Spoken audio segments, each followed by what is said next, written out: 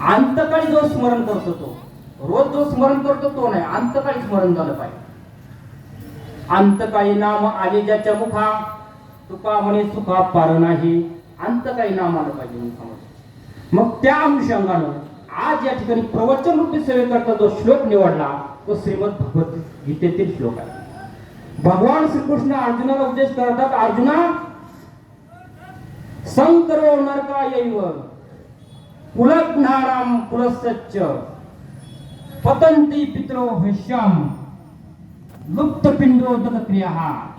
हे अर्जुना, या वर्ण संस्कारामुळे कुळ परंपरा नष्ट होते. हे जे वर्ण संस्कार आहे, 16 संस्कार, भारतीय संस्कृतीमध्ये 16 संस्कार सांगितले. पहिला संस्कार आहे जन्म आणि शेवटचा संस्कार आहे मरण, आणि त्या बदल जे आहे त्याचं नाव आयुष्य.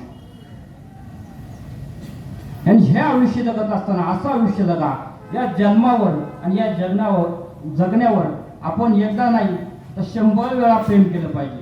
किती वेळा प्रेम केलं पाहिजे? 100 वेळा. कारण हा नरदेह आपल्याला लाभला. नरदेह निधान लागले हाती, उत्तम सार उत्तम गती. नरदेह निधान लागले हाती, उत्तम सार उत्तम गती. उत्तम सार उत्तम गती. नरदेह निधान लागले हाती. हे नरदेहाचं निदान आपल्याला या ठिकाणी नरदेह लाभला. मग नरदेह लागल्यानंतर आपण काय करायचं? कारण ह्या देहाचा क्षणभंगुर आहे, काही नाही, भरवसा नाही. म्हणून माया, भव, पाश, लोभ, मोह, ममता याचं निवारण करायचं. आणि ज्या ठिकाणी स्वस्वरूपाची, आत्मस्वरूपाची ओळख ज्ञानोपर आहे, तुकोपर आहे, नवे नवे 18 पगड जातीतील संत यांनी आपल्याला दाखवून दिली, त्यांचं स्मरण करायचं, त्यांचं आठव करायचा. काय करायचा? आठव करायचा. तो आठव अशा पद्धतीने करायचा. कारण क्षणभंगुर नाही भरवसा, वारे सावध तोडा माया आशा. काही न चले मग गाव पडेल फासा, पुढे हुशार आहे थोर ओळसागा. आणि तुम्ही राम राम स्मरा. कारण का राम राम स्मरा? हा जो देह आहे हा नाशिवंत आहे, आणि नाशिवंत देह नाशिवंतच जाणार. म्हणजे हा देह जिथून आला तिथं विलीन होणार.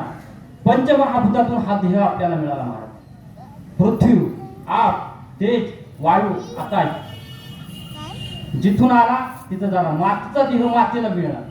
म्हणून हा जन्म ही तुमची आमची ह्या जन्मातील शेवटची भेट. तुमची आमची ह्या जन्मातील ही शेवटची भेट आहे. शेवटची पाळी एक मनुष्य जन्म. काय 84 लक्ष योनी फिरून आल्यानंतर हा मनुष्य देह आपल्याला लाभला. अशी शेवटची पाळी आहे. ह्या जन्मात आपली शेवटची भेट. आणि मग हा देह जर तुम्हाला पवित्र करायचा असेल, हा देह जर पवित्र करायचा असेल तर तो खऱ्या अर्थानं हरिनामानं पवित्र होतो. कशाने पवित्र होतो? हरिनामानं. आणि हा देह जर हरिनामानं जर पवित्र करायचा असेल तर ज्ञानप्रायानी आपल्या हरिपाठामध्ये सुंदर वर्णन करतात. हरिपाठ कीर्ती मुखे जरी गाय, हरिपाठ कीर्ती मुखे जरी गाय, पवित्राची होय देह त्याचा, पवित्राची होय देह त्याचा. हरिपाठ कीर्ती मुखे जरी गाय. हरिपाठाची कीर्ती मुखानी म्हणजे हरीचं गुणगान जर मुखानी केलं तर त्याचा देह काय होतो? पवित्र होतो. म्हणून आपण वाचनेच काय म्हणायचं? हरी मुखे म्हणा, हरी मुखे म्हणा, हरी मुखे म्हणा, हरी मुखे म्हणा. पुण्याची गणना कोण करी. हरिपाठ कीर्ती मुखे जरी काय. फक्त मुखाने नामस्मरण करायचं ते पांडुरंग परमात्मा. कारण तो कसा आहे? तो सर्वज्ञ आहे. देव कसा आहे? तो सर्वज्ञ आहे. देव हा सर्वज्ञ, सर्व जाणतो. आपण एखाद्या ऑफिसमध्ये जातो, एखाद्या कार्यालयामध्ये जातो, आणि कार्यालयामध्ये गेल्याच्या नंतर आपण तिथं पाहतो की तिथं एक वाक्य लिहिलेलं असतं, नोट्स लिहिलेली असते का आपण सीसीटीव्ही कक्षाच्या नियंत्रणाखाली आहोत. काय लिहिलेलं असतं? सीसीटीव्ही. म्हणजे त्या सीसीटीव्हीचं नियंत्रण त्या ऑफिस पुरतं, त्या शाखेपुरतं, मर्यादित असतं. परंतु जो जगाचा बाप पांडुरंग परमात्मा विठ्ठल उभा आहे युगी 28, त्याचा जो सीसीटीव्ही कॅमेरा आहे हा संपूर्ण विश्वावे कुठे संपूर्ण कोण काय करतो, कोण काय खातं, कोण काय पितं, कोण कधी झोपतो, कोण कधी उठतं, हे सगळं त्याच्याकडे नोंद आहे. कारण का त्याच्या सत्तेशिवाय हे विश्व चालू शकत नाही. संत सांगतात त्याच्याशिवाय विश्व चालू शकत नाही. कारण सत्ता त्याचे चाले हे शरीर कोणाची असते, कोण बोलविते हरिविन, कोण बोलविते हरिविन, देखवी ऐकवी एक नारायण, देखवी ऐकवी एक नारायण, तयाचे भजन चुकू नको, तयाचे भजन चुकू नको, देखवी ऐकवी एक नारायण, चाले हे शरीर कोणाचे सत्य. आता आपण म्हटलं अहो मी चालत आलो पंढरपूरला गेलो, पंढरपूरची वारगिरी मी चालत आलो, चालत गेलो. अरे दादा तू नाही चालला, तुला चालवणारा तोय. त्यांनी जर तुला स्टॉप केलं तर पंढरपूर नाही तुझा मुकाम वाखरीतच.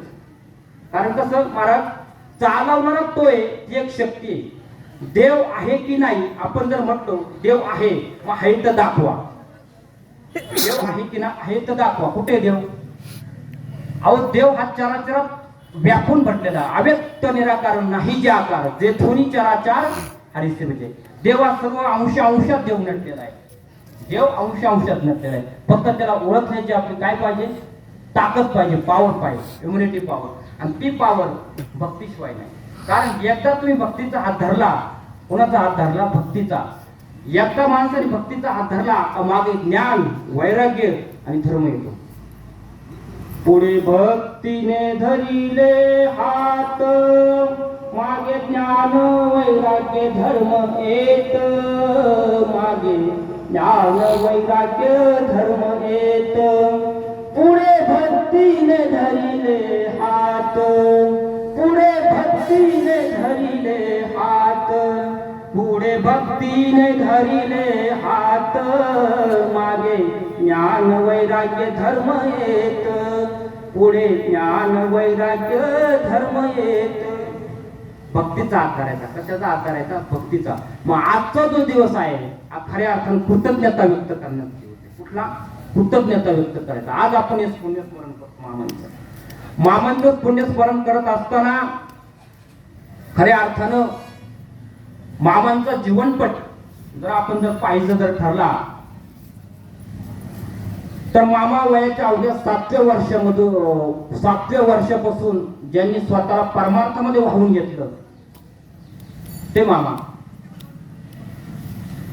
आणि मोठे बाबांच्या चरण सेवेत संपूर्ण आयुष्य घालून आपल्या म्हैस गावामध्ये किंवा इतर पंचक्रोशी गाव असतील, ताराबाद, खांबेगाव वगैरे या गावामधील भक्तीचा आणि ज्ञानाचा प्रचार ज्यांनी चालू ठेवला अखंड ते आमचे मामाश्री.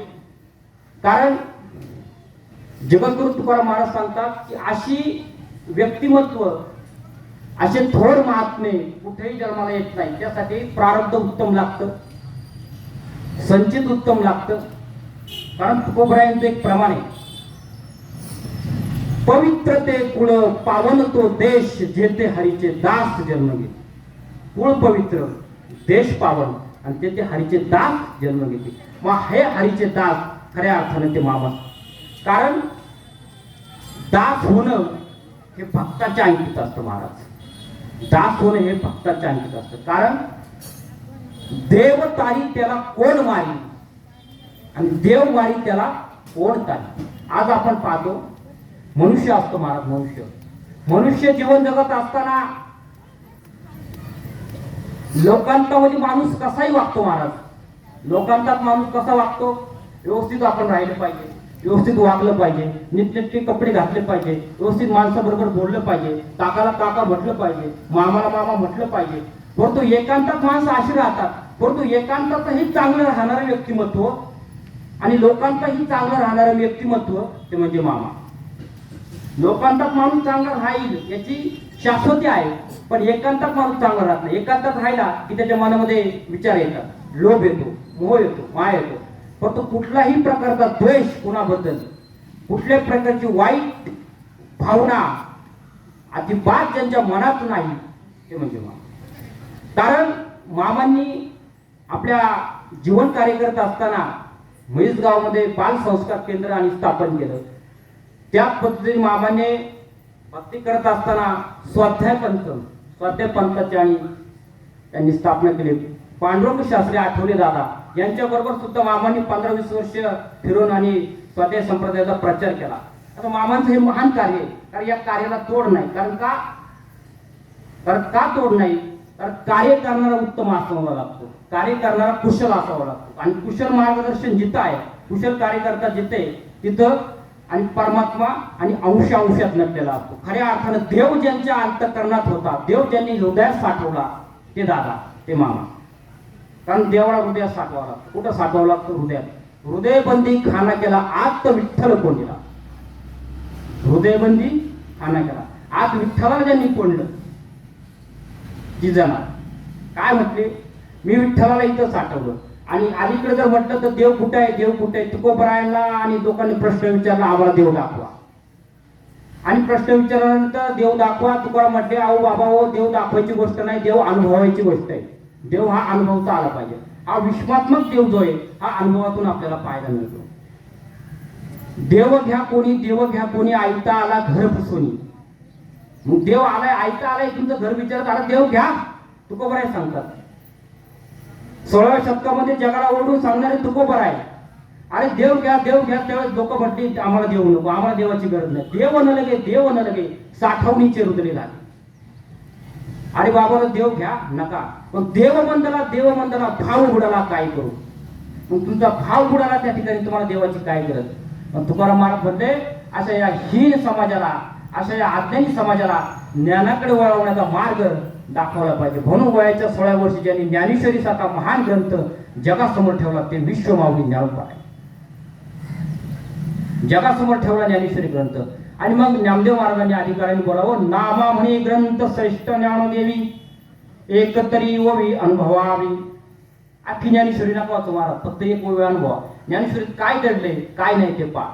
खऱ्या अर्थाने माणूस कृतार्थ कसा होतो आणि माणसाकडे कृतज्ञता कशी प्राप्त होते ज्ञानेश्वरी. जीवन कसं जगावं हे ज्ञानेश्वरी सांगितलेले आहे. आद्यानी माणसाच्या घरात नुसता ज्ञानेश्वरी सारखा ग्रंथ जरी असला तर त्याच्या ठिकाणी ज्ञान प्राप्त होत. महाराज काय होतं? ज्ञान. एवढी या ग्रंथामध्ये काय आहे? पावर आहे, भक्ती आहे ग्रंथामध्ये. कारण ग्रंथ तयार करणारे कोण आहेत? ज्ञानोबा आहे. ज्ञान्यांचा राजा, ज्ञान्यांच्या राजाने ग्रंथ तयार केला महाराज. परंतु आज आमचं वय वर्ष 80 होतं, 85 होतं, तरी आमच्याकडे ज्ञानेश्वरी महाराज नाही. आज वाचवतच नाही. म्हटले काय ज्ञानेश्वरी? म्हटले नाही महाराज, आता वय झालं, ज्ञानेश्वरी वाचवत. आणि खऱ्या अर्थानं परमार्थ हा तरुणपणात असतो महाराज, तरुणपणामध्ये. कारण का? तरुणा भाग्यवंत नटे हरी कीर्तनात. कारण तरुणपणामध्ये परमार्थ केला पाहिजे. तुम्ही म्हणाल महाराज अजून आमचं खूप आयुष्य आहे, आम्ही परमार्थ उद्या करू, आम्ही परमार्थ परवा करू. आता काय आम्हाला तशी 20 वर्ष लागलं, 20व. आम्ही परमार्थ 40व्या वर्षी करू. कारण हा देह तुमच्या ताब्यात नाही. देह ज्याच्या ताब्यात आहे, मरण ज्याच्या ताब्यात आहे तो परमात्मा आहे. कारण काळाच्या पुढे कोणाचं चालत नाही. काळ एकदा आला की तो मनुष्याला घेऊन जातो. कारण कसं? विश्वमाऊली ज्ञानोबरायांनी जिवंतपणी क्रांती केली. काळ परत माघारी फिरून लावला. ज्ञानोबरायांना काळ नेण्यासाठी आला त्यावेळी ज्ञानोबरायांनी 2 बोटं दाखवली. ती बोटं दाखवली 2 बोटं. मग काळ असं वाटलं की 2 वर्षांनी यायचं. काळ 2 वर्षांनी परत एकदा आला आणि ज्ञानोबरायांनी म्हटलं चला. आणि म्हटलं मी 2 बोटं दाखवली. मग या 2 बोटाला अर्थ काय? जोपर्यंत चंद्र आणि सूर्य आहे तोपर्यंत तू जवळ यायचं नाही. कोण म्हटलं? काळ, ज्ञानोबरायांनी. आणि मग 2 वर्षानंतर परत एकदा काळ आला. त्यावेळेस ज्ञानोबरायांनी सांगितलं, मी तुला मागच्या वेळेस सांगितलं जोपर्यंत चंद्र आहे सूर्य आहे तोपर्यंत यायचं नाही. आणि मग ज्ञानोबरायांनी शेवट समाधी संजीवन समाधी ज्यावेळेस घ्यायचं ठरवलं त्यावेळेस काळ आला आणि माऊली ज्ञानोबरायांच्या ठिकाणी समाधी संजीवन घेतली. कारण का? कारण संत हे काळाच्या निरोप नाही. कारण काळावर ज्यांनी विजय मिळवला ते संत. जगा काळ खाये माता बंदी झिला पाय. जगाला जो चालवतो तो परमात्मा, काळ ज्याच्या अंकित आहे तो परमात्मा. काळावर फक्त संतांनी विजय मिळवला, तुम्हाला आम्हाला विजय मिळवता येत नाही काळ. कारण काळ का तर काळ हा खूप गतिमान आहे, खूप धैर्यवान आहे. म्हणून तुकाराम महाराज म्हणतात की तुका म्हणे एका मरणेची सरे उत्तमची उरे कीर्ती मागे. इथं जर तुमची कीर्ती जर मागे ठेवायची असेल तर तुम्ही उत्तम कार्य केलं पाहिजे. कारण का तर तुम्ही जीवनामध्ये जीवन जगत असताना खऱ्या अर्थानं किती वर्ष आयुष्य जगला, कसं आयुष्य जगला, मी मगाशी सांगितलं. याचं समाज मूल्यमापन करत नाही, कसं जगला याचं समाज मूल्यमापन करतो. किती वर्ष जगला कोण. काही माणसं 91 वर्ष आयुष्य जगतात महाराज, 91 वर्ष, आणि कोरे राहतात. काय राहतात? कोरे. गळ्याला गंध नाही, कपाळाला गंध नाही, गळ्यात माळ नाही, परमार्थ नाही, गुरु नाही, काहीच नाही, आणि जातात. मग किती वेळा जन्मावे, किती व्हावे फजित, किती वेळा जन्माला यायचं आणि किती वेळा फजिती करून घ्यायची. कारण का ज्ञानोबा सांगतात ज्ञानेश्वरीमध्ये, उपजते नाशे, नाशे ते उपजे, ते पुनरुत्पन्न दिसे घटिका यंत्र तैसे परिभ्रमिका. जन्माला यायचं मरायचं, जन्माला यायचं मरायचं. मग जन्म मरण चुकवायचं जर असेल, जन्म मरण जर चुकवायचं असेल, या संसार सागरातून जर आपल्याला तरुण जायचं असेल तर खऱ्या अर्थानं आपल्याला भगवत प्राप्ती होणे गरजेची. कोणती प्राप्ती? भगवत प्राप्ती. आणि ही भगवत प्राप्ती ह्याच जन्मामध्ये आपल्याला घडू शकते. ह्याच जन्मामध्ये. कुठला जन्म? मनुष्य जन्म. ह्याच जन्मी घडे देवाचे भजन. ह्याच जन्मामध्ये आपल्याला भजन करता येईल. ह्याच जन्मामध्ये आपल्याला गळ्यामध्ये पवित्र तुळशीची माळ घालता येईल. ह्याच जन्मामध्ये आपल्याला परमात्मा आपला करता येईल. कारण स्वस्वरूपाची ओळख करून देणारा जो आहे त्याचं नाव भगवान परमात्मा आहे. आणि तो परमात्मा खऱ्या अर्थानं कुठं आहे तर तो सगळ्यांच्या हृदयामध्ये आहे.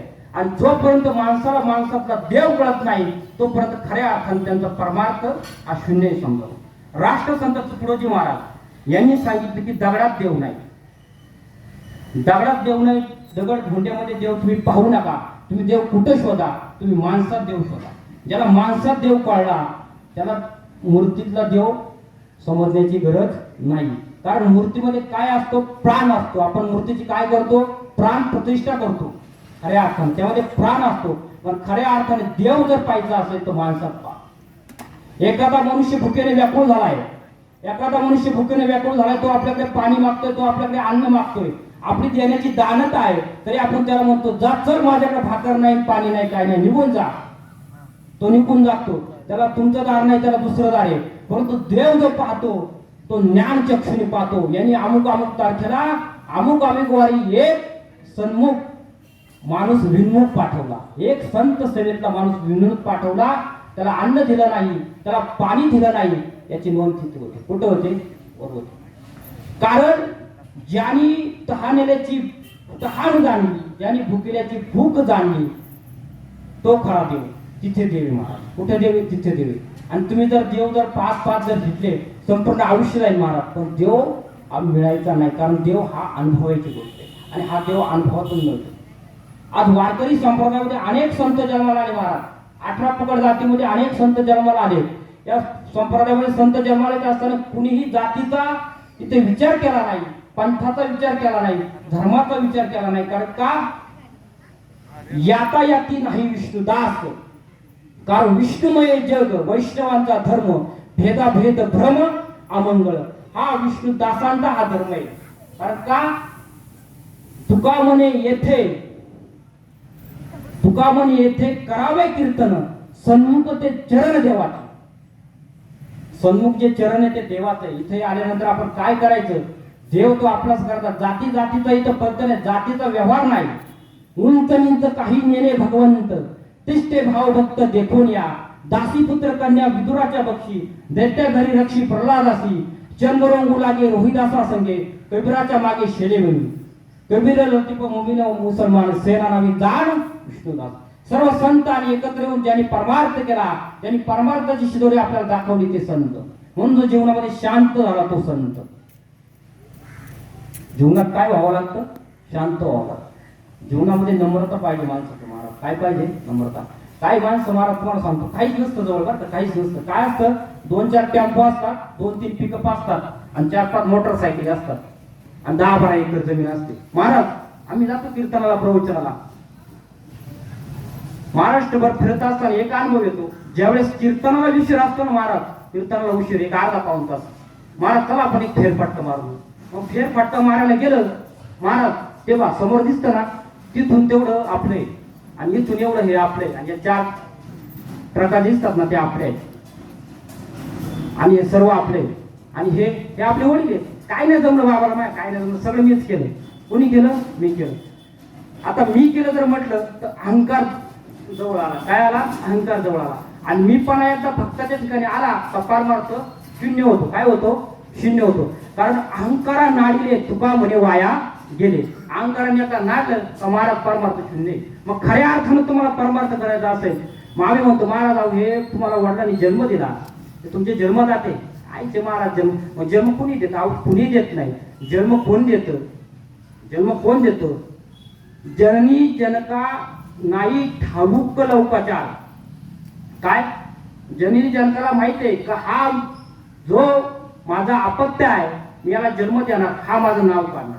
काय करणार? समाजामध्ये नाव काढणार. कारण हा माझा मुलगा चौरंगी निघणार, हा माझा मुलगा समाजात वैभव कमावणार, समाजात नाव कमावणार, समाजात प्रतिष्ठा कमावणार. ही इच्छा ज्यांची असते त्यांचं नाव आहे.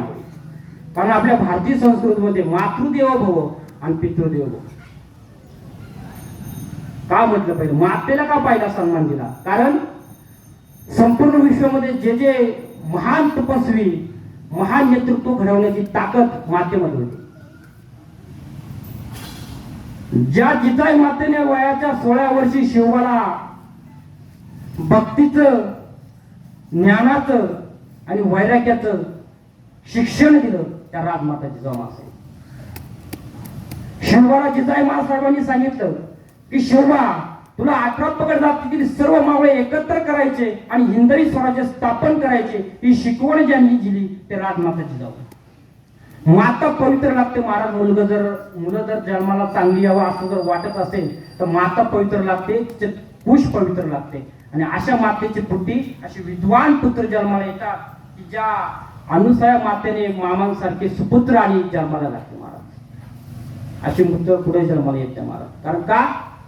की जन्म देणारा आणि आयुष्य जगणारा आणि आयुष्य शेवटपर्यंत नेणारा तो एक परमात्मा असतो. आपण या मृत्यू लोकांमध्ये सर्वजण काय आहेत? भूमिका करणारे आहेत महाराज. भूमिका करून घेतो तो आपल्याकडून परमात्मा. आपलं कार्य संपलं की आपल्याला लगेच कॉल येतो ना, आपल्याला दिवस सोडावा लागतो. संत कबीर एका ठिकाणी सांगतात, सांझ के बाद होगा सवेरा, देखना है अगर दिन सुनेरा, पाव फूलों पे पड़ने से पहले, पाव फूलों पे पड़ने से पहले तुझको कांटों पे चलना पड़ेगा, तुझको कांटों से चलना पड़ेगा। जिंदगी एक किराए का घर है, एक ना एक दिन बदलना पड़ेगा। मौत जब तुझको आवाज देगी, घर से बाहर निकलना पड़ेगा, घर से बाहर निकलना पड़ेगा, घर से बाहर निकलना पड़ेगा। ज्यावेळेस आपल्याला काळ आवाज देतो ना महाराज, त्यावेळेस आपल्याला जावं लागतं. कितीही धनवान असो, कितीही श्रीमंत असो. रावणाच्या इस्टेटीचा जर आपण जर विचार केला, रावणाच्या, भगवान शंकराचा एकनिष्ठ भक्त, त्याचं नाव रावण. एकदा रावण आणि पूजेला बसला होता आणि पूजा करत असताना, भक्ती करत असताना एक फूल कमी पडलं महाराज पिंडीवर व्हायला. किती? एक फूल. स्वतःचा शिरकमळ ज्यांनी अर्पण केलं पिंडीवर, तो भगवान आणि तो रावण आहे महाराज. भगवंताच्या पिंडीवर एक फूल कमी. काय त्या भक्तीमध्ये महाराज प्रभाव आहे. त्या रावणाची इस्टेट किती महाराज? 4 चौकड्या राज्य आणि ती सोन्याची इस्टेट, 7 लक्ष तिथे तांब्यात काशेची महाराज इस्टेट. काय ते संपत्ती, काय त्या संपत्तीचं वर्णन करा. तुकोबरे सांगतात, तुका म्हणे ज्याची संपदा केवढी सांगा ते कवडी गेली नाही. काय ती संपत्ती होती महाराज? रावणाने अभिमान केला? नाही केला. मग हे 4-4 5-5 ट्रकवाले कुठून देता महाराज? एवढी संपत्ती होती. काय संपत्तीचं वर्णन करायचं? इथं एकच तुळा बोटात अंगठी असते महाराज, एकच तुळा, तो 4-5 वेळा बोट वर करून चालवतो, गाभा लोकांनी पाहावं. अहो महाराज लई श्रीमंत आहे, ढिगाणी श्रीमंत पडलेत महाराज, कोण खातं कोणाला? आज कलियुग 21 शतक, कोणी कमी नाही महाराज. ज्याच्याकडे पोटापुरतं अन्न आहे, ज्याच्याकडे समाजात जीवन जगण्यासाठी कला आहे, कौशल्य, प्रत्येकाच्या परीने जतो आहे महाराज. एक लक्षात ठेवा, ज्या दिवशी तुमच्या जीवनामध्ये संत येतील ना, ज्या दिवशी तुमच्या जीवनामध्ये संत येतील, तेव्हा तुमचं आयुष्य आहे ना आनंदी होईल. काय होईल? आनंदी होईल. ज्या दिवशी तुमच्या जीवनात संत येतील त्या दिवशी तुमचं आयुष्य आनंद होईल. आणि ज्या दिवशी तुमच्या जीवनामध्ये वसंत येईल, ज्या दिवशी तुमचं जीवन काय होईल? समाधानी. वसंत जीवनात आला पाहिजे. वसंत आणि संत, समाधानी जीवन जर जगायचं असतं तर वसंत आला पाहिजे. हा वसंत फुलवण्याचं कार्य सुद्धा माझा भगवान परमात्मा करतो. कारण वृक्ष लावा आणि वृक्ष जगवा ही काळाची गरज आहे. काय? काळाची गरज आहे. कारण वृक्षाची छाया ही ज्ञानाची छाया असते महाराज. कारण कसं आहे, झाडे लावा झाडे जगवा तुकोबरायांनी 16व्या शतकात सांगितले. काय? कारण तुकोबरायांनी आपण सगळे सोयरे ज्यांना मानतो ते सगळे सोयरे मानले नाही. कारण वृक्ष आमचे सगळे, वल्ली आमच्या सगळे, पाखरे पक्षी आमचे सगळे सोयरे, हे आमचे सगळे सोयरे. तुकोबरायांना कळलं महाराज, वृक्षवल्ली आम्हा सोयरे वनचरी, पक्षी सुसुरे आळविती, हे आमचे सगळे सोयरे आहेत खरं महाराज. आणि खऱ्या अर्थानं पर्यावरण जनजागृती करण्याचं कार्य तुकोबरायांनी केलं, म्हणून आज आपण येत. नाही तर आता महाराज 1-2 वर्षापूर्वीचा इतिहास जर आपण जर डोळ्यासमोर पाहिला तर कोरोना आला होता महाराज. काय आला होता? कोरोना. जो ऑक्सिजन आपण हवेतून फुकट घेतो, जो ऑक्सिजन आपल्याला फुकट मिळत होता, तो आपल्याला त्यावेळेस पैसे देऊन विकत घ्यावा लागला महाराज. मग हा ऑक्सिजन देणारा कोण आहे? तो परमात्मा आहे. त्यांनी तयार केला. कोणाकोण घेतले का? पैसे घेतले का ऑक्सिजन मिळाला देऊन? नाही घेतले. कारण का? तर त्याला काळजी कोणाची? मृत्यू लोकात मी जो प्राणी टाकला ना त्याचं नाव मनुष्य, त्याची काळजी. पण इथं इतका पैसा, अमाप पैसा त्या ऑक्सिजनला लोकांनी घालवला महाराज. कोरोना आला, कोरोना आला, कोरोना आला. कोरोना का आला? तर भक्तांनी देवाची सेवा चांगल्या पद्धतीने केली नाही, भक्तांना देवाची करुणा आली नाही, दया आली नाही, म्हणून देवाने कोरोना पाठवला. कारण कोरोना पाठवणार सुद्धा कोण आहे? देव आहे. मग तुम्ही म्हणता देव देव देव महाराज देव, मग कोरोना तुमचा देव काय झोपला होता का? मग देव होता कुठे कोरोनामध्ये? कोरोनामध्ये देव होता डॉक्टरांच्या रूपामध्ये, कोरोनामध्ये देव होता पेशंटच्या रूपामध्ये, कोरोनामध्ये देव होता माझ्या पोलीस बांधवांच्या रूपामध्ये. कारण ज्या ज्या ठिकाणी आणि पोलीस पथक लावायचे, थांबवायचे, मास्क लावा, मास्क हे जरुरी. कारण मास्क लावून आपल्याला थांबवायचे. कारण का?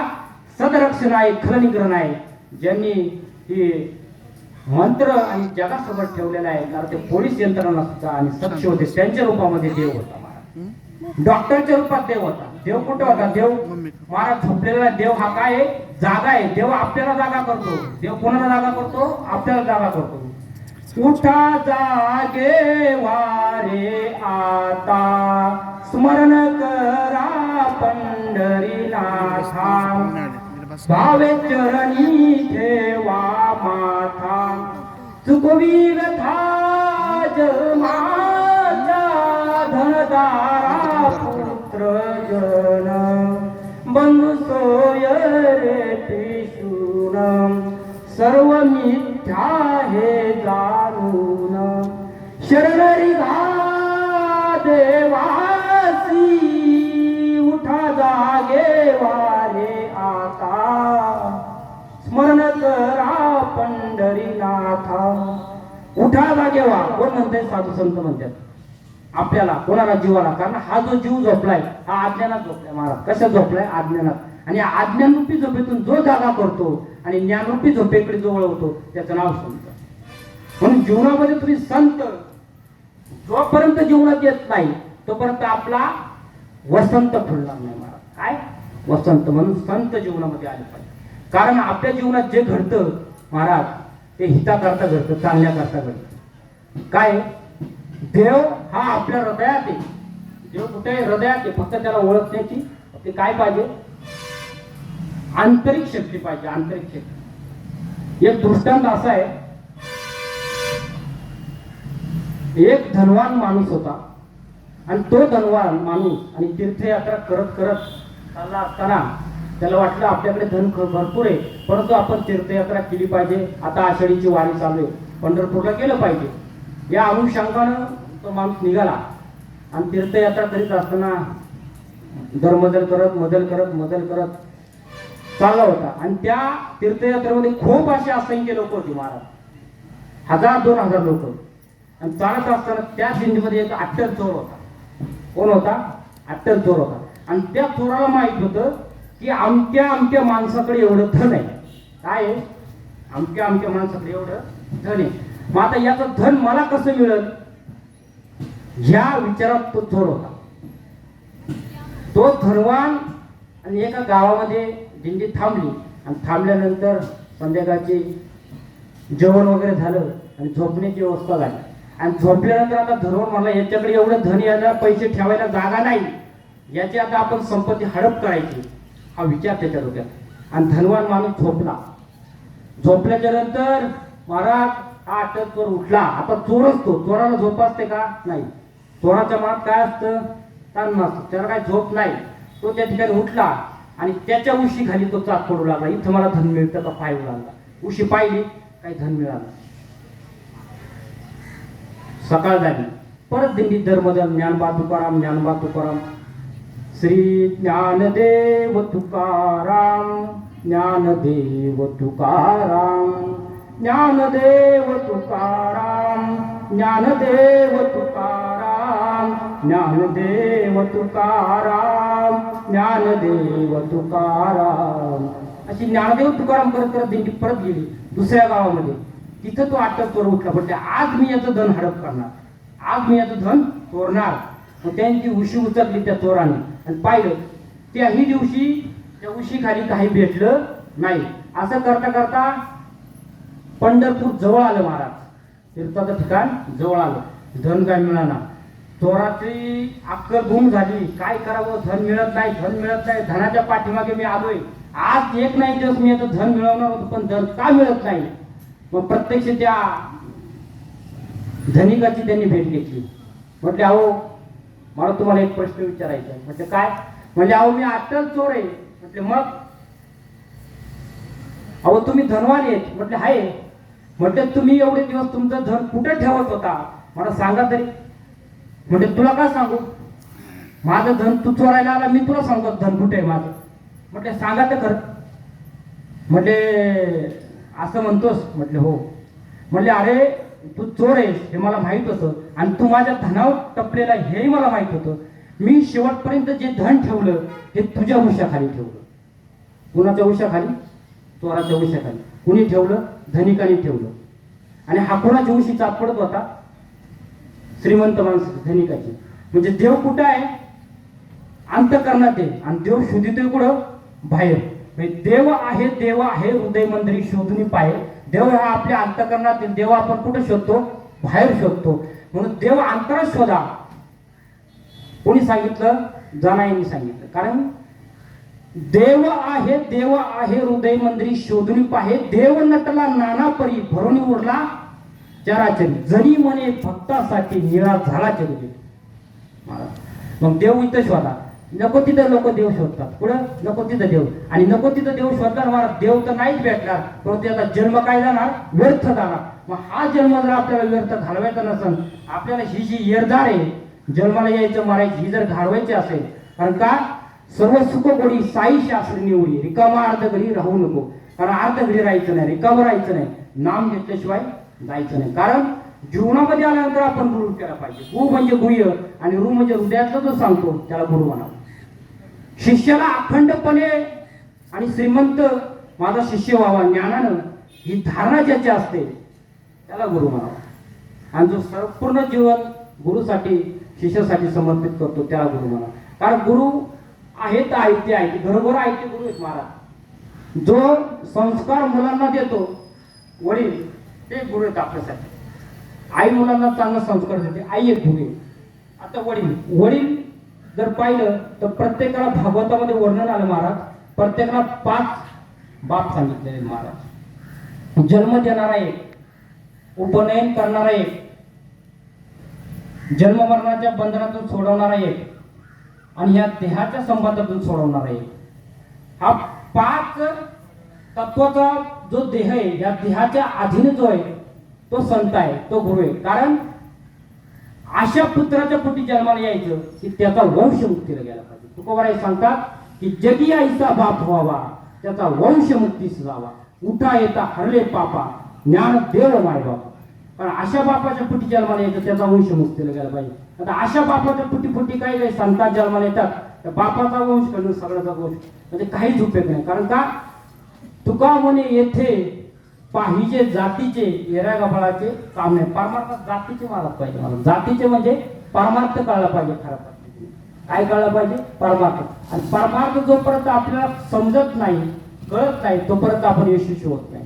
कारण आपण जो या मृत्यू लोकामध्ये आलो महाराज, खऱ्या अर्थानं हे ऋण घेऊन आलेले महाराज. काय घेऊन आले? ऋण घेऊन आले. पिंड पदावरी दिला आपुलिया करी, माझे झाले गया वर्जन, फिटले पितरांचे ऋण. हे जे ऋण आहेत ते पितरांचे ऋण फेडण्याकरता आपण इथे जन्माला आलो. प्रत्येक जण या ठिकाणी ऋण घेऊन जन्माला आलो. पहिलं ऋण जे आहे ते देवाचं ऋण, दुसरं ऋण आहे ते संतांचं ऋण, तिसरं ऋण आहे ते देशाचं ऋण, चौथं ऋण आहे जे समाजाचं ऋण आहे, आणि 5वं जे ऋण आहे ते देशाचं ऋण आहे, 6वं आहे देवाचं. असे ऋण घेऊन आपण या ठिकाणी जन्माला आलो महाराज. पहिलं जे ऋण आहे आपल्यावर ते खऱ्या अर्थानं देवाचं ऋण आपल्यावर काय आहे? देवाचं ऋण असं आहे की मी हा मनुष्य मृत्यूलोकात पाठवला. का पाठवला? तर स्वस्वरूपाची ओळख व्हावं, भगवंताची ओळख व्हावी. कारण भगवंताची तो मज व्हावा वेळोवेळा. हा वेळोवेळा होण्याकरता कारण पांडुरंग परमेश्वरांनी आईचं संबोधन त्या ठिकाणी लावलं महाराज. एग एग विठाबाई माझे पंढरीची आई. कारण त्याची ओळख व्हावी म्हणून खऱ्या अर्थानं पहिलं ऋण जे आहे आपल्यावर हे देवाचं आहे. दुसरं ऋण आहे देशाचं. देशाचं काय सांगितलं महाराज? कारण जोपर्यंत आपला शेतकरी या मातीत राबतो, शेतकरी जोपर्यंत या मातीमध्ये, काळ्या मातीतून आपल्याला सोनरूपे आपल्याला धन द्रव्य, दारा, दाणे, हिरे, माणिक, मोती जो त्यातून तयार करतो तो शेतकरी, आणि सीमेवर जो आहे तो माझा वीर जवान सैनिक, या दोघांचा आपण आठव केला पाहिजे आणि झोपलं पाहिजे. कारण त्यांच्यामुळे आपण इथं निवांत. या दोघांचे आपल्यावर काय अनंत उपकार आहेत. कारण ते तिथे डोळ्यात तेल घालून जागे आहेत महाराज सीमेवर. कोण? सैनिक. म्हणून आपण इथं निवांत. आणि माझा शेतकरी बांधव शेतामध्ये जागा आहे म्हणून आपण आहेत महाराज. खऱ्या अर्थाने यांचे उपकार आहेत आपल्यावर. कारण का देव देशान धर्मा पायी प्राण घेतल हाती, शूरामी सरदार म्हाळा काय कुणाची भीती, शूरामी सरदार म्हाळा काय कुणाची भीती, देव देशान धर्मा पायी प्राण घेतल हाती, शूरामी सरदार म्हाळा काय कुणाची भीती. देव, देश आणि धर्म यासाठी आम्ही प्राण आमच्या जीवाला लावू, परंतु हा देश जिवंत आणि ज्वलंत ठेवल्याशिवाय राहणार नाही. कारण ही धारणा कोणाची? देशाच्या सैनिकांची. म्हणून त्यांचे उपकार. समाजाचा आपल्यावर काय उपकार महाराज? समाजाचा आपल्यावर काय ऋण महाराज? समाजामध्ये मनुष्य जन्माला आल्यानंतर समाज हा मनुष्याचा एक मूलभूत घटक आहे. समाज प्रिय जो आहे त्याचं नाव माणूस आहे. माणूस समाजामध्ये वाढतो महाराज. समाजातून माणसाला 90% ज्ञान प्राप्त होतं. समाजात कसं वागावं, कसं बोलावं, कसं चालावं, सर्व समाजातून माणसाला कळतं महाराज. माणूस आपोआप हुशार होत नाही. कारण कसं जन्मतः हा मनुष्य कोणी काही नसतो. मूर्ती घडतात घडवाव्यात तशा. जन्मतः कोणी काही नसतो. मूर्ती जशा घडवायच्या तशा घडत असतात महाराज. त्यामुळं समाजाचा आपल्यावर काय उपकार आहे? तर समाज आपल्याला काय करतो? आशा दाखवतो. आशा, तू जीवनामध्ये हे कर, तुला असं भेटल, तू असं कर, तसं भेटल. या समाजाचं एक ऋण आहे आपल्यावर. मातृभूमीचं एक ऋण सांगितलं. मातृभूमीचं काय ऋण आहे आपल्यावर? कारण ह्या मातीत आपण जन्माला. ही माती कशी आहे? पवित्र आहे. ही संतांच्या आणि शुरांच्या पवित्र पदस्पर्शाने पावन झालेली ही माती. संतांच्या आणि शुरांच्या काय पदस्पर्शाने पावन झालेली माती. ने पजसी परत मातृभूमीला, सागरा प्राण तळमळला. म्हणत मला माझ्या मातृभूमीला, कारण माझा प्राण जो आहे हा तळमळतोय माझ्या मातृभूमीत जाण्याकरता. ते मातृभूमीचं ऋण आहे महाराज. देवाचं झालं, देशाचं झालं, संतांचं झालं. संतांचं काय ऋण आहे आपल्यावर? कारण काय संत आपल्यावर काय ऋण करतात महाराज? काय सांगू आता संतांचे उपकार वद निरंतर जागविती. संतांचे काय उपकार आहेत महाराज जीवनात तुमच्यावर? काय उपकार आहेत? एखाद्या माणसाला जर आपण प्रश्न विचारला, महाराज तुम्ही समुद्र पाहिलात का? हो पाहिला. किती पाणी आहे समुद्रामध्ये? वा, काय सांगावं? जे पाणी डोळ्याने पाहून ज्या पाण्याची शब्दात किंमत करता येत नाही, एवढं अथांग पाणी ज्या समुद्राचं आहे, तेवढे उपकार संतांचे जीवावर आहेत, म्हणजे तुमच्या आमच्यावर आहेत. परंतु या संतांच्या पलीकडे ज्यांचे उपकार आहेत ते आहे आई आणि वडील. कारण भारतीय संस्कृतीचे दोन ध्रुव सांगितले, एक आई आणि दुसरा वडील. कारण का केले उपकार सांगू मी काय, बापन करी ऐसी माय. हे संतांचे उपकार. आणि संत देवापेक्षा श्रेष्ठ आहे. कोणापेक्षा? देवापेक्षा. कारण देवाला आणावं लागतं आणि संत आपणा होऊन येतात. देवाला आणावं लागतं. आणि तुका म्हणे माय बाप अवघे देवाचीच स्वरूप. म्हणून मृत्यू लोकांमध्ये तुकाराम महाराज म्हणतात की खऱ्या अर्थानं देव कुठे कुठे पाहणार, म्हणून खऱ्या अर्थानं मृत्यू लोकांमध्ये देवाच्या स्वरूपामध्ये आई आणि देवाच्या स्वरूपामध्ये बाप, आणि इथं काय करतो? जन्म घेतो. कारण का? मुलांचं पालन पोषण करण्याकरता तो जन्म घेतो. कारण भगवान श्रीकृष्ण गीतेत सांगतात 15व्या अध्यायामध्ये, गतिर् वार्ता प्रभू साक्षी निवासम शरणम स्रोत प्रभहा प्रयास स्थानम निधानम बीजम अव्यम. या सृष्टीला चालवणारा, या सृष्टीला नष्ट करणारा, या सृष्टीचं पालन करणारा, या सृष्टीचं पोषण करणारा मीच आहे अर्जुना. म्हणून तुम्हाला काय आहे? शरण आहे. जो मग होय अनन्य शरण, त्याचे निवारे मी जन्म मरण. तोच शरणगत शरण मीच येतो. तुला या जीवनामध्ये शरण जाण्यासाठी मी एक पात्र आहे. दुसरं कोणाला शरण जाऊ नका, कोणाच्या पायावर डोकं ठेवू नका, फायदा होणार नाही. कारण का? डोकं ठेवायला पाय तसे पवित्र लागतात. ते पाय फक्त माझ्या संतांचे आहेत, ज्ञानोबाचे आहेत, तुकोबाचे. कारण का? तुका म्हणे पापे जाती संतांच्या जपे. संतांच्या नामाचा जप केला तर आतांची जन्मांतराची काय जातात? पापे जातात. म्हणून आपण काय व्हायचं? खऱ्या अर्थाने जीवनामध्ये पुण्यवान व्हायचं. आणि पुण्यवान होऊन त्याचं नामस्मरण करायचं. कसं नामस्मरण करायचं? पुण्यवंत भावे घेता सज्जनांची नावे, घेता सज्जनांची नावे. नेघे माझी वाचा, नेघे माझी वाचा तुटी, नेघे माझी वाचा. महालाभ फुकासाठी, महालाभ फुकासाठी. नेघे माझी वाचा तुटी, महालाभ फुकासाठी. विश्रांतीचा ठाव पायी संतांची भाव. विश्रांतीचा जर ठाव पाहिजे असेल आपल्याला तर संतांच्या चरणाशिवाय नाही. कारण का? तिथंच विश्रांती माळ. विश्रांती कुठे? तिथे. म्हणून संतांचे पायी हा माझा विश्वास, सर्व भावे दास झालो त्यांचा. संतांचा दास व्हा, कुणाचा दास होऊ नका, फायदा होणार नाही. कारण जीवनामध्ये जे घडतं महाराज हे चांगलं आणि बऱ्या करता, आपल्या हिता करता घडतं. मानवी जीवनामध्ये चांगलं घडो वाईट घडो आपल्या हिता करता घडतं. एक दृष्टांत आहे महाराज, अकबर बादशाह आणि बिरबलाचा. अकबर बादशाह आणि बिरबलाचा असा दृष्टांत आहे महाराज की सकाळचं कोवळं ऊन पडलं होतं आणि मी अकबर बादशाह तलवारीला धार लावण्याचं काम चालू. आणि तलवारीला धार लावत असताना धार किती लागली हे चेक करण्याकरता त्यांनी बोट असं तलवारीवर फिरवलं.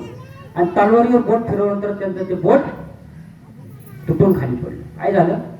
तुटून खाली पडलं. आणि तुटून खाली पडल्यानंतर सर्व सेनापती सर्वजण तिथं आले. म्हटलं काय धार लावतो तलवारीला? तू तर सेनापती आहे, तू तर सर्व प्रधानमंत्री आहे आणि तुला धार साधी लावता येत नाही. म्हणजे बोट कापून घेतलं. काय करू? झाली चूक, चूक झाली, ठीक आहे. आणि मग बाकी सर्वजण म्हटले, त्या ठिकाणी बिरबल वगैरे सर्व म्हटले, जो हुआ वो भला हुआ, जो हुआ वो भला हुआ. जे झालं ते चांगल्यासाठी झालं. आणि मग असं म्हटल्यानंतर त्या ठिकाणी अकबर बादशाह, आता ते बोट कापलेलं होतं त्या ठिकाणी तो थांबला. आणि बिरबल बादशाह आता काय करायचं? तर तो शिकारीसाठी दोघं जण त्या ठिकाणी शिकारीसाठी निघाले. परंतु आता काय करायचं म्हटलं, याचं तर बोट कापलेलं आहे. बाकीच्या लोकांनी असा विचार केला, याला आता इथे ठेवण्याचा अर्थ नाही. याला काय करायचं, याला तात्काळ लगेच ऑर्डर दिली तिथं, बट याला कैदेत टाका, याला कैदेत टाकून द्या. आणि कैदेत त्या ठिकाणी अकबर बादशाला उचललं, कैदेत टाकून दिलं, त्याला कैदेत टाकून दिलं. कैदेत टाकून दिल्यानंतर त्या ठिकाणी महाराज बिरबल बादशाह शिकारला गेला तर त्या ठिकाणी काही लोकांचा त्या ठिकाणी यज्ञ चालू होता आणि त्या यज्ञामध्ये नरबळी देण्याचं काम चालू होतं. आणि त्या नरबळी यज्ञाचं काम चालू असताना आणि त्या ठिकाणी अकबर बादशाह त्या ठिकाणी येत होता आणि त्याची अशी आठ होती की ज्याचा अंगसंग झालेला आहे त्याचा नरबळी देता येणार नाही. मग त्याची तपासणी करा म्हटले. मग तपासणी आधी पाहिलं तर याचं एक बोट तुटून पडलं होतं. म्हटले हा काही इथं योग्य नाही. म्हटले मग काय करायचं, याचा विषय सोडून द्या. आणि मग त्या ठिकाणी बिरबलाला त्या ठिकाणी स्नान घालण्यात आलं. इच्छेचे भोजन पंचपक्वानाचं भोजन घालून आंघोळ वगैरे घालून त्या ठिकाणी त्याला सजवण्यात आलं. आणि त्या ठिकाणी त्याला सजवल्यानंतर त्या ठिकाणी म्हटले आता याचा नरबळी द्यायचा. तेवढ्यात म्हटले याचा अरे अंगसंग झालेला याचा नरबळी देण्यात काही उपयोग नाही, म्हणजे तात्काळ याला काढून द्या इथून. मग तो जो पळत सुटला थेट जेलकडे गेला. आणि जेलमध्ये गेल्यानंतर त्यांनी पाहिलं, जेलचा दरवाजा उघडला. आणि जेलचा दरवाजा उघडल्यानंतर अकबर बादशाला कडकडून मिठी मारली. आणि कडकडून मिठी मारली म्हटले तू जर माझ्या संग आज जर आणि शिकारीसाठी जर जंगलात आला असता, सर्व वृत्तांत त्यांनी त्या ठिकाणी सांगितला. तिथे काही लोक होते, त्यांनी मला जवळ घेतलं आणि त्या ठिकाणी पाहिलं तर माझं बोट त्या ठिकाणी तुटलेलं होतं. सर्व पाहिलं तर सर्व हक्क सांगितले. म्हणजे आज जर तू त्या ठिकाणी आला असता तर आपण मी या ठिकाणी नसतो.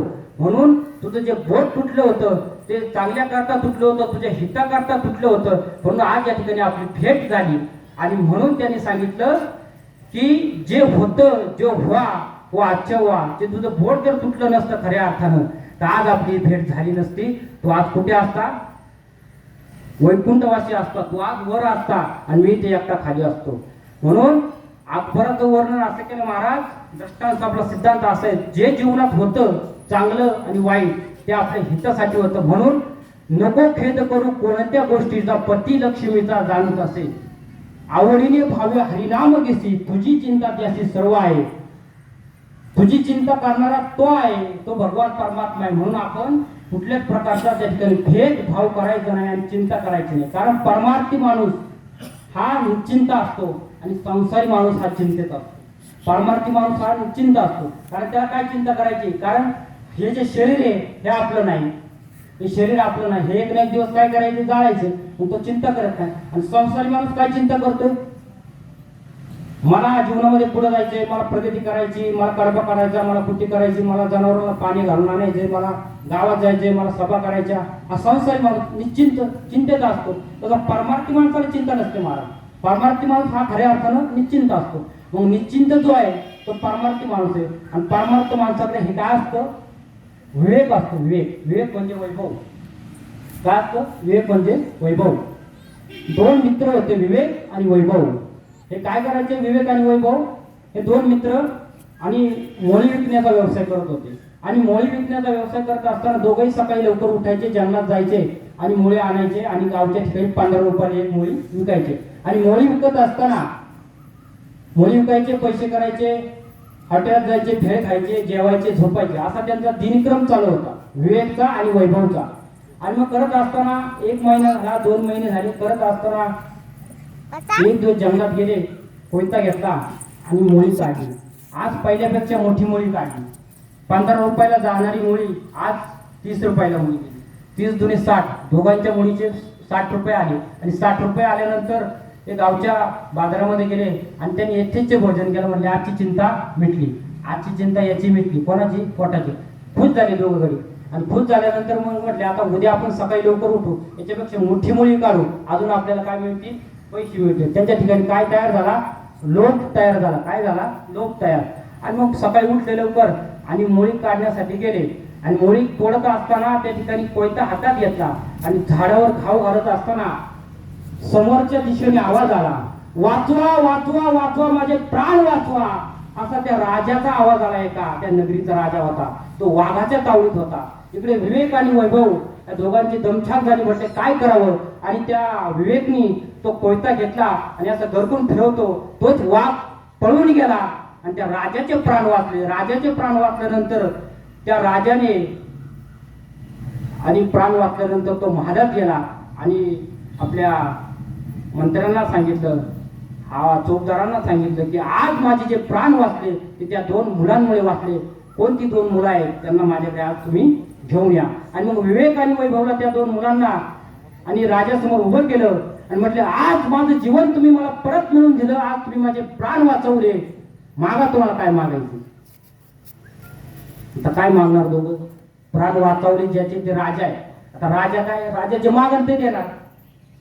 मग विवेक म्हटला, मला काही नका देऊ, मला फक्त तुमच्या गुरुकुलामध्ये राहू द्या आणि मला वेद अध्ययन करू द्या. काय म्हटला, तुमच्या गुरुकुलामध्ये राहून मला वेद अध्ययन करायचं. म्हटलं ठीक आहे, तुम्ही गुरुकुलात राहा आणि वेद अध्ययन करा. आणि म्हटले, वैभव तुला काय पाहिजे, म्हणजे मला धन पाहिजे, मला धनाची अपेक्षा आहे. म्हणजे किती पाहिजे, म्हणजे दिन देऊ. त्यांनी ओंजळी भरली हातामध्ये अशी आणि वैभवच्या हातात दिली, काय धनाची.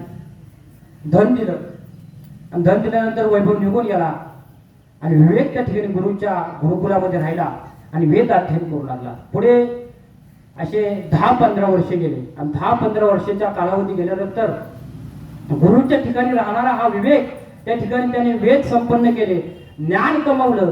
एवढं ज्ञान कमावलं की त्या ज्ञानाला तोड नाही, सर्व त्याला कळत होतं.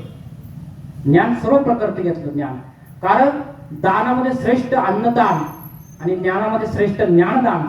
त्या पद्धतीने ज्ञान कमवलं आणि ज्ञान कमावल्यानंतर आणि सहज बाहेर फेरफटका मारावा या उद्देशाने विवेक आणि बाहेर पडला गुरुकुलामध्ये. आणि गुरुकुलातून बाहेर पडत असताना समोरून येताना त्यांनी पाहिला वैभव आणि दिवस फार लोटलेले होते. 15 वर्षाचा कालावधी गेला होता आणि 15 वर्षाचा कालावधी गेल्यानंतर आणि वैभव पाहिला त्यांनी. वैभव तो मित्र पाहिला, त्याच्या डोक्यावर मुळी होती आणि डोक्यातून घामाच्या धारा चालल्या होत्या आणि त्याचा तो पेहराव पाहिला, त्याचा तो चेहरा पाहिला आणि त्यांनी डोक्याला हात मारला. कुणी, विवेक. म्हटले काय अवस्था केली मित्रा, ओळखलं का मला. म्हटले ओळखलं. काय नाव माझं, म्हटले तुझं नाव विवेक. म्हटले तू वैभव. म्हटले हो. म्हटले आठवतं का तुला 15 वर्षापूर्वीचा इतिहास, आपण ज्या गुरूंचे प्राण वाचवले ते वाघाच्या तावडीमधून, त्यांच्या गुरुकुलामध्ये आज म्हटलं मी वेद अध्ययन केलं, सर्व ज्ञान कमावलं म्हटले आणि त्यांचा म्हटलं मी शिष्य आहे. आज म्हटले तुझ्याकडे काय आहे, म्हटले माझ्याकडे वैभव आहे. म्हटले कुठे, म्हणजे माझं वैभव संपलं. तू काय कमावलं म्हणलं जिंदगीत, तुझ्या जीवनात मला तू काय कमावलं. म्हटलं मी जे कमावलं म्हटले ते ज्ञान आहे, विवेक आहे माझ्याकडे. म्हणजे माझ्याकडे विवेक आहे, माझ्याकडे विचार आहे. म्हणजे अरे वैभवा, तू जीवनामध्ये खूप वैभव कमवलं, खूप धन कमवलं, परंतु वैभवा तुझी विवेकाची साथ तुटली. कसली साथ तुटली, विवेकाची साथ. जीवनामध्ये कितीही जरी वैभव असलं, विवेक म्हणजे विचार जर नसेल तर वैभव टिकत नाही.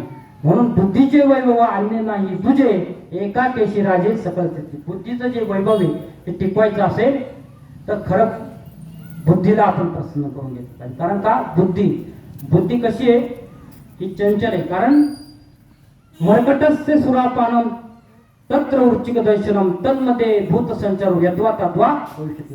इतकं हे मन हे चंचल आहे. कारण मन करारे पसरणं सर्व सिद्धीचे कारण.